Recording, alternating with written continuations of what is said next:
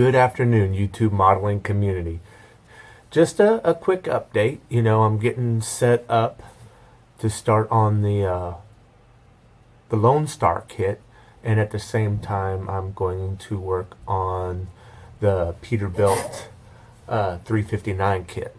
The Peterbilt 359 kit is the Secret Santa gift that I received, and there's a community build that I don't know when it starts.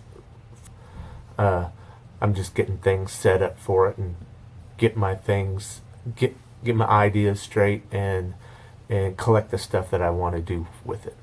And the Lone Star kit, I'm going to probably start next weekend, maybe work on it a little bit tomorrow, but just get everything laid out and get a plan on how to do it.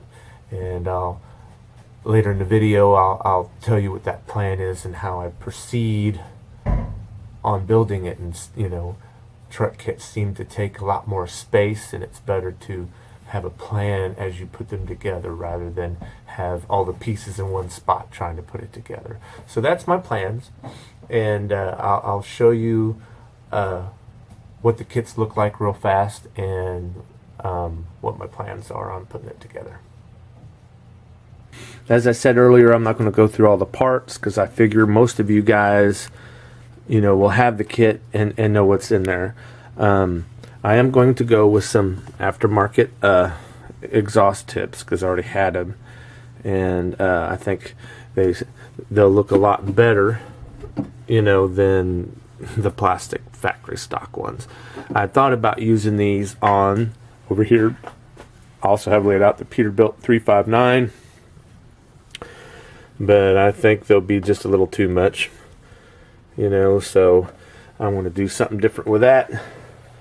I have a bunch of telephone wire and stuff that, I collect wire and things, so to help wire it up in the tires, hopefully I can even have a tore up flashlight because it's got a little flex tubing that's pretty cool, I don't know if that'll go on the Lone Star or on the Peterbilt.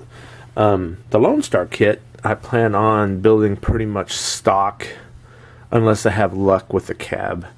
I do have some really exciting ideas to modify the cab.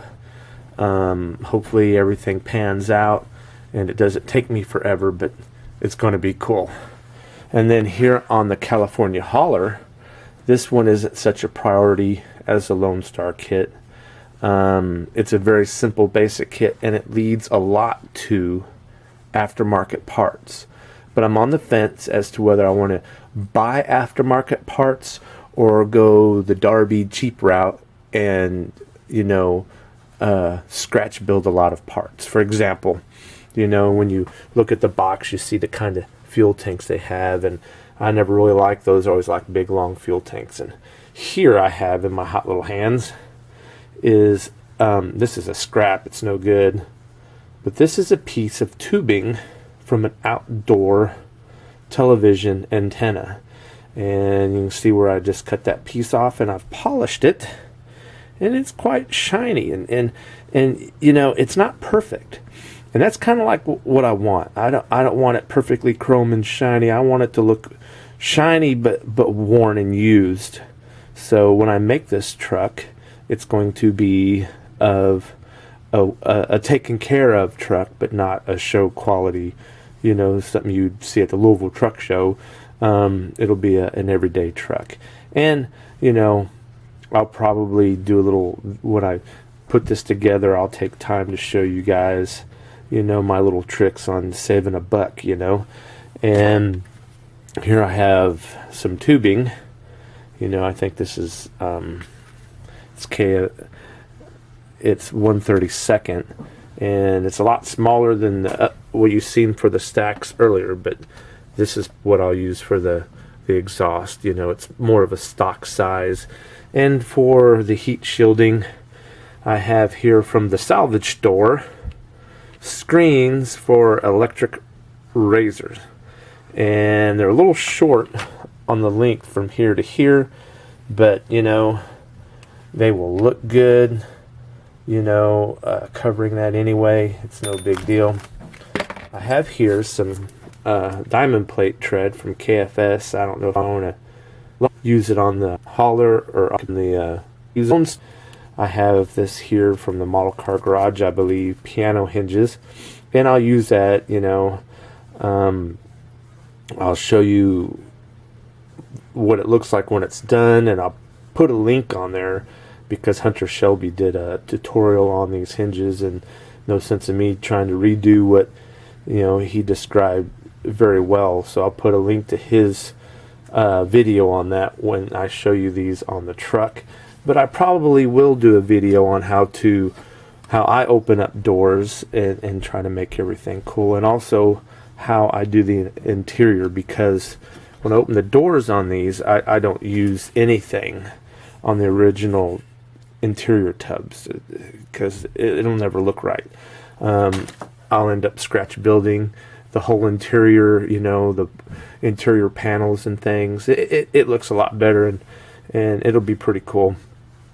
And I do plan on at least the Peterbilt, rather than putting a lot of paint on the interior.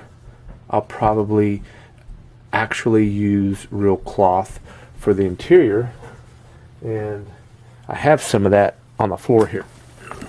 This is a high-speed, fancy-dancy Estee Lauder bag, brand new. Gave $2 for it at Goodwill. And what I do is I just cut out the material and I peel the I don't know if it's plastic or whatever you want to call it, the vinyl. I'll peel the vinyl from its backing to where it's really thin, and I will use that for the interior pieces and make panels and put that on, and it'll be real cool. But this is my plans. This is what I'm going to be working on both at the same time. Hopefully I can get something better set up for painting. That's my biggest concern, is painting the body on both of them with it so cold down here. And I do need to get me a paint booth set up for all that. But so if there's any questions, let me know, and I'll post another video answering those questions. And I remember saying earlier, I think last week, that I hope to find a real Lone Star truck, and when I have the time, and go around taking pictures of the inside, the outside, under the hood, pictures mostly for reference for building the truck, not fancy Photoshop stuff, just whatever, so we can get an idea of how things are ran underneath. Maybe I can get one on a pit and look underneath. Louisville does have an international dealer, and maybe they have a Lone Star they'll let me look at underneath a pit and stuff and get pictures. But anyway, I wanted to also talk to you guys in this video about, I have real big issues with making videos. Most of it is my audio quality. If my last video on the DJ5, a lot of it got cut out because of overlapping audio. It's rather upsetting for me. I find that if I video with this camera for 2 minutes, I have better luck with it.